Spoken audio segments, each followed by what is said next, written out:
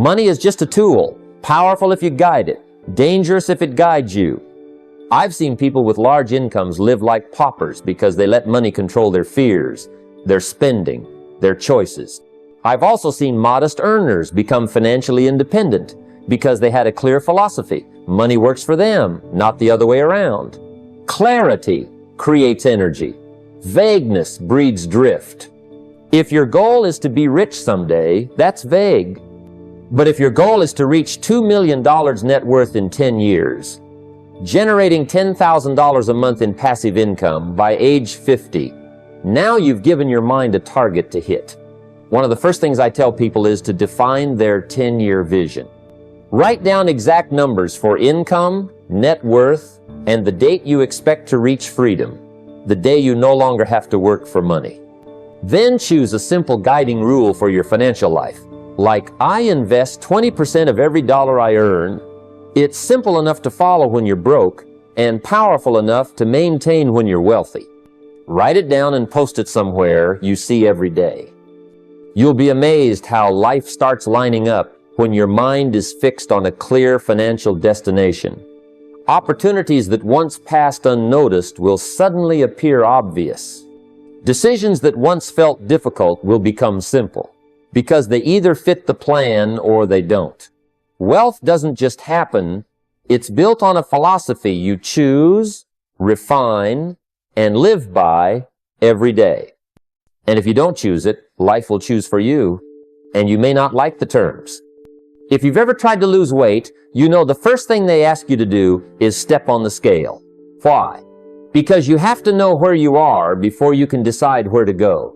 It's no different with money. You can't fix what you won't face, and too many people hide from their numbers out of fear or shame. But here's the truth. Numbers don't judge, they don't lie, and they don't have feelings. They just tell you exactly where you stand. And that's the first step to freedom, because what gets measured gets improved. When I sit down with someone who says they want financial success, I don't ask about their dreams first. I ask about their current reality. What do you own? What do you owe? What comes in every month? What goes out? You'd be surprised how many people can't answer those 4 questions with certainty. They guess, they round, they avoid. But money loves clarity, and until you face the facts, your financial life will stay fuzzy. Start by making a simple list. Write down your assets, everything you own that has value. That might be your home, car, savings, investments, even valuable collectibles. Then write down your debts, credit cards, loans, mortgages, money you owe anyone. Subtract the debts from the assets. That number is your net worth. It might be positive, it might be negative, but either way, it's your starting line. Next, figure out your monthly cash flow. How much income do you bring in after taxes? How much do you spend? Track every dollar for the next 30 days. Not roughly, not about, but exactly.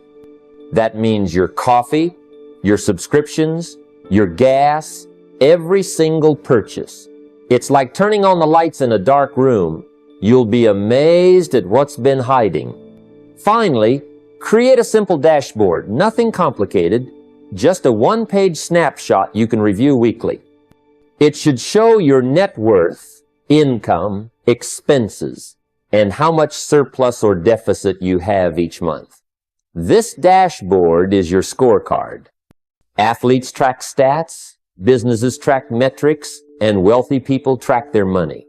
Not to obsess over it, but to ensure they're moving in the right direction. Once you know where you stand, every decision becomes clearer.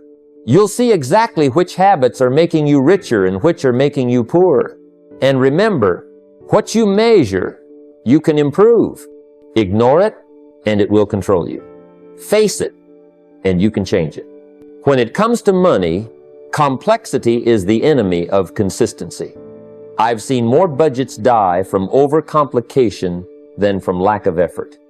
People create these beautiful spreadsheets, color-coded, with 30 different categories, and then after 2 weeks, they stop using them. because they feel like a full-time accountant. But wealth doesn't grow from complexity. It grows from a few simple disciplines, practiced every day. The wealthy give every single dollar a job before it leaves their hands. That's how you take control of money instead of letting money control you. I've always liked the simplicity of a cash blueprint, and one of the easiest to follow is this simple rule. This rule states that 70% of your after-tax income goes to living.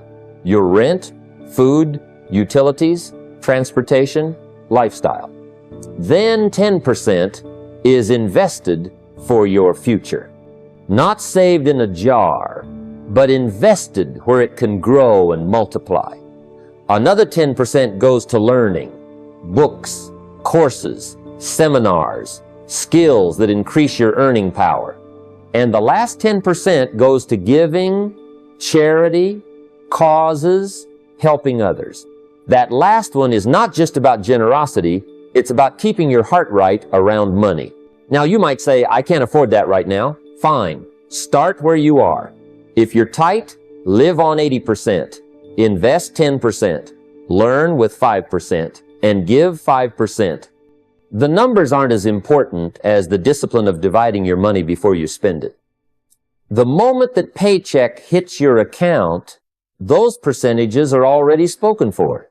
You don't ask, can I afford to invest this month? You invest first and adjust your lifestyle to fit the rest. And here's a little secret of the wealthy. They pre-plan big bills and sinking funds. That means if you know a big expense is coming, property tax, car insurance, a family trip, you start setting aside a little each month for it, so it doesn't wreck your finances when it arrives.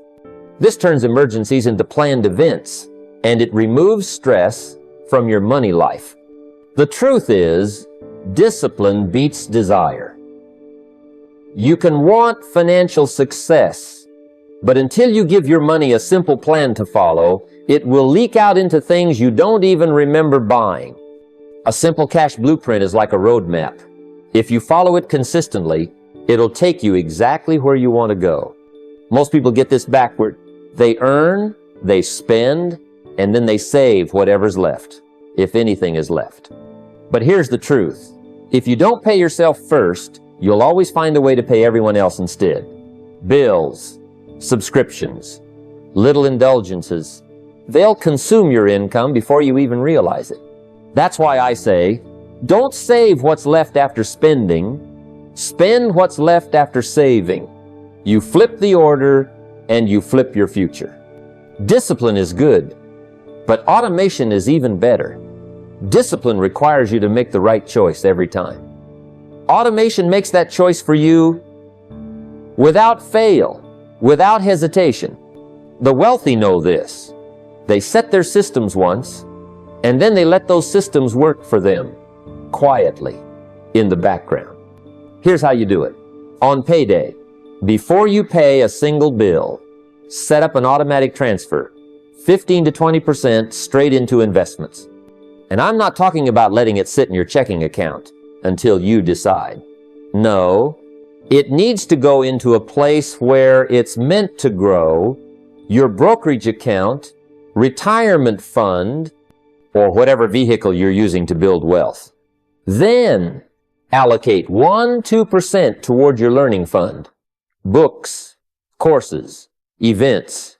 This is the money that makes you smarter and more valuable. And if giving is part of your philosophy, automate 10% to the causes you support. And here's a simple but powerful twist. Every quarter, raise your investment rate by 1%. Start at 15%, and in 3 months, make it 16%. 3 months later, 17%. You won't feel the pinch, but you'll be amazed at how quickly it compounds over a few years. I remember meeting a young man who told me he just didn't have enough left over to invest. I asked him to try automation for 90 days, just 10% off the top. 3 months later, he said he didn't miss the money at all, and he had more saved than he'd ever had in his life. Why? Because he made the decision once and the system handled the rest. If you try to build wealth by willpower alone, life will wear you down. But if you build it by automation, it grows while you sleep, while you work, even while you're on vacation. That's the quiet power of paying yourself first. Debt is like a silent tax on your future. It robs you of the money you could have used to build your own dreams and sends it straight into someone else's pocket. I've often said, you cannot win long-term paying short-term interest. And it's true. Every dollar you pay in interest to a credit card company is a dollar that will never work for you. It's the enemy of the interest you could be earning. The first step is to face the truth head on. Write down every single debt you have, balances, interest rates, minimum payments. Don't sugarcoat it. Numbers have a way of telling the story without excuses. Once you see the picture, you can start attacking it with precision. Here's the strategy I recommend. Use the avalanche method. Pay the minimums on every debt except the one with the highest interest rate. That's your target. Throw every extra dollar you can at it until it's gone. Then move to the next highest rate and repeat. This isn't just about saving money on interest. It's about speed and momentum. Now, this is important. While you're in debt elimination mode, you have to close the leak. Cut up the credit cards you can't trust yourself with, pause unnecessary subscriptions, and stop buying just because it's on sale. The sale isn't saving you anything if you didn't need it in the first place. And here's a little psychological trick. Celebrate every payoff. Not with something that puts you back in debt, but with a small, pre-planned reward. Maybe it's a nice dinner out, a weekend hike, or that book you've been wanting to read. Small victories acknowledged keep your motivation alive. I've seen people double their wealth-building speed simply by eliminating expensive debt first. Why? Because once you're not paying 18% interest to the bank, you can start earning 8-12% interest for yourself. That's a swing of 26-30% in your favor. That's massive over a decade. Debt can feel like a heavy chain around your ankle, slowing every step. But once you break it, you move faster, lighter, and with a sense of freedom you may not have felt in years. That's when your money stops working against you and starts working for you, and that's when wealth building really begins. Your income is a direct reflection of the value you bring to the marketplace, and value comes from skill. If you want to earn more, you must become more. You can't simply wish for a bigger paycheck. You have to make yourself worthy of it. That's why I say, your income seldom exceeds your personal development. Money follows value, and when you raise your value, the market has no choice but to pay you more. Now, here's the exciting part. You can dramatically raise your value in as little as 90 days if you commit to focused learning. Pick one high-value, marketable skill, something that solves real problems and is in demand. It could be copywriting, digital marketing, coding, data analysis, sales, or public speaking. The key is to choose a skill where the market rewards expertise, not just participation. Once you've chosen your skill, make it your mission for the next 90 days. Set aside 60 minutes every single day for deliberate, structured study and practice. Not scrolling through tips or watching random videos. Real, intentional learning. Read the best books in the field. Take reputable courses and study people who are already excellent at it. Break it down into daily actions. 20 minutes of study, 20 minutes of practice, and 20 minutes of review or feedback. The marketplace respects mastery, and mastery comes from concentrated effort. Most people dabble in a dozen things and wonder why they never see results. You're going to go deep in one thing and make yourself hard to ignore. And here's the beauty. Once you get to a certain level of skill, opportunities start finding you. Instead of you always chasing them, 90 days is short enough to stay motivated, but long enough to make a noticeable difference in your ability. And when you get good enough, your confidence changes. You walk into meetings differently. You speak differently. People sense it.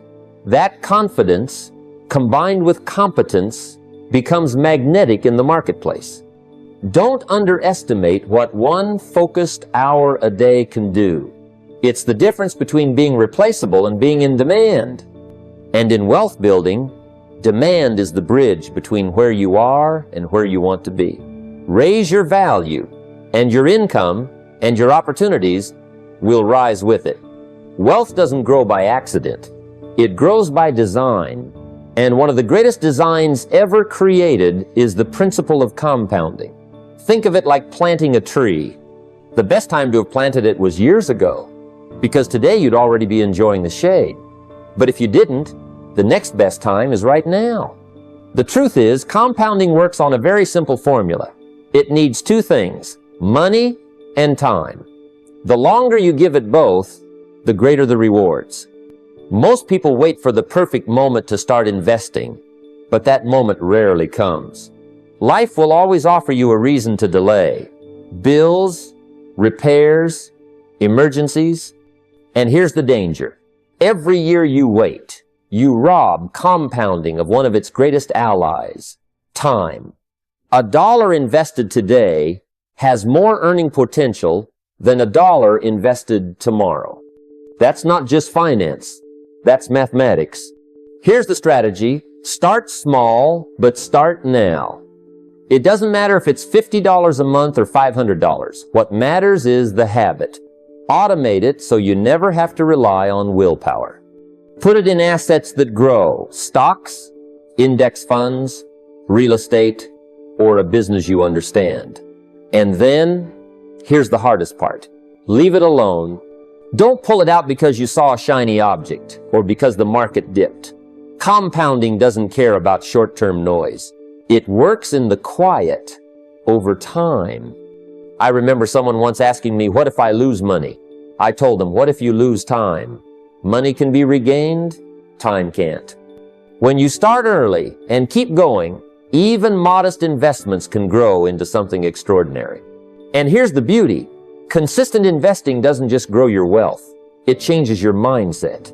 You start thinking long-term, making better decisions, and valuing patience over impulse. That's the mindset of the wealthy. You don't need the perfect investment to get rich.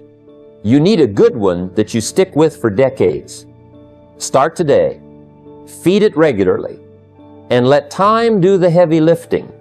In a few years, you'll look back and realize that what seemed small in the moment became the foundation of your financial freedom. If all you ever do is trade your time for money, you'll always be on the treadmill. No matter how fast you run, the moment you stop, the money stops. The wealthy understand this truth early. At some point, the goal is not just to work for money, but to have money work for you, even while you sleep. That's where cash-flowing assets come in. A cash-flowing asset is anything that puts money into your pocket regularly without you having to constantly be there. Think of it like hiring an employee who works 24/7, doesn't take vacations, and doesn't complain, and this employee is your money. Maybe it's a portfolio of dividend-paying stocks. Maybe it's a small rental property with positive cash on cash returns. Maybe it's a business system that runs without your daily involvement. The form matters less than the principle. You own something that produces income, whether you show up or not. Now, to do this right, you need clarity. Choose your lane. If it's real estate, define your buy box. What's the minimum return you'll accept? How much risk will you tolerate? What location or property type will you focus on? If it's dividend stocks, decide which companies meet your criteria for stability and consistent payouts. The more specific your rules, the fewer costly mistakes you'll make. And here's the key. Start small. I've seen people wait for the perfect deal and miss out on years of learning and earning. Buy one rental, not 10. Buy a few shares, not 1,000. The first asset teaches you more than any book or seminar. Once you've proven the model and built your confidence, then you scale. The magic happens when these cash-flowing assets start covering your expenses. Imagine your rent, your car payment, your groceries, all paid for by income streams you don't have to clock in for. That's when you move from surviving on wages to thriving on wealth. The day one of your assets pays a bill without you lifting a finger, you'll understand what real freedom feels like. And that freedom doesn't start someday. It starts the moment you acquire your first asset that works harder than you ever could. Most people think the way to get ahead is to work harder. But there's a ceiling to hard work. You only have so many hours, so much energy. Wealthy people understand something different. You don't get rich by doing more. You get rich by doing less of the right things and letting systems handle the rest. Systems multiply you. They allow you to take the results of 1 hour of thinking and turn it into a process that produces results every single time, without you having to start from scratch. I learned early in business that if I had to touch everything personally, I'd never grow. So I started asking myself, how can I set this up so it works without me? That question is the seed of leverage. Maybe it's software that automates your investments. Maybe it's a process for onboarding clients so you don't repeat the same conversations over and over. Maybe it's a checklist that keeps your rental properties running smoothly without constant calls. The point is, every system you build buys back more of your time. Leverage takes it even further. When you combine systems with people, tools, and capital, you create exponential results. A single assistant can give you back 10 hours a week. A well-trained property manager can turn a stressful rental into mailbox money. The right technology can handle your bookkeeping, your marketing, even your follow-ups while you sleep. But here's the caution. Leverage without oversight becomes chaos. You must inspect what you expect. A system isn't set it and forget it. It's set it, refine it, and review it. At first, it may take you longer to set up the process than to just do the task. But the payoff comes when that system produces results hundreds of times with the same effort it took to set it up once. When you systemize and leverage, you stop thinking like a worker and start thinking like an architect. You're no longer the one carrying the bricks. You're designing the machine that lays them faster, cheaper, and better than you ever could alone. And that's how you compress a year's worth of progress into a month's worth of work and still have the time freedom to enjoy the wealth you're building. Most people set their goals once, make a plan once, and then live as if those decisions were carved in stone. But the truth is, wealth building is a living process. Your circumstances change, markets shift, opportunities appear, and what worked last year might not work this year. That's why frequent review is the discipline that keeps your financial ship on course. You don't want to discover after 3 years that you've been headed in the wrong direction. You want to catch it after 3 weeks. I keep what I call a weekly money hour. It's 60 quiet minutes where I open the books, check the numbers, and look for patterns. How's my income trending? Are expenses creeping up? Is my investment portfolio still balanced according to my goals and risk tolerance? This habit alone has saved me from costly mistakes more times than I can count. A monthly net worth update adds another layer of clarity. It tells me if I'm truly moving forward or just moving money around. Numbers don't lie, but they don't speak unless you ask them to. Rebalancing is not just for investments. It's for your time, your priorities, and your commitments. If too much energy is going into low-value activities, it's time to redirect. If your investments have drifted away from your target allocation, it's time to adjust. This is where small course corrections prevent big wrecks. It's like a pilot nudging the controls to keep the plane on course. You don't wait until you're hundreds of miles off track to start steering. And then there's raising your standards. Every review should end with one question. How can I be better? Not how can the market be better, not how can my boss be better. but how can I increase my skills, my discipline, my decision-making? Wealth responds to the person you become. If your results aren't where you want them, the fastest way to change them is to raise your standards for yourself. The combination of review, rebalance, and raise standards creates a self-correcting wealth system. You're never drifting too far without noticing, never settling for less than you can achieve, and always evolving into the kind of person who can not only build wealth but keep it. This is how you stay in control, no matter what storms come your way. There's a point in wealth building where the goal shifts. At first, it's about survival. Then it becomes about comfort. But if you do it right, you reach a stage where it's about significance. The question is no longer, how much can I get? But how much can I give, and who will carry it forward? That's where real wealth lives, when your resources and wisdom continue to work long after you're gone. Generosity isn't just about writing checks. It's a philosophy that shapes your character. Giving keeps greed out of the heart.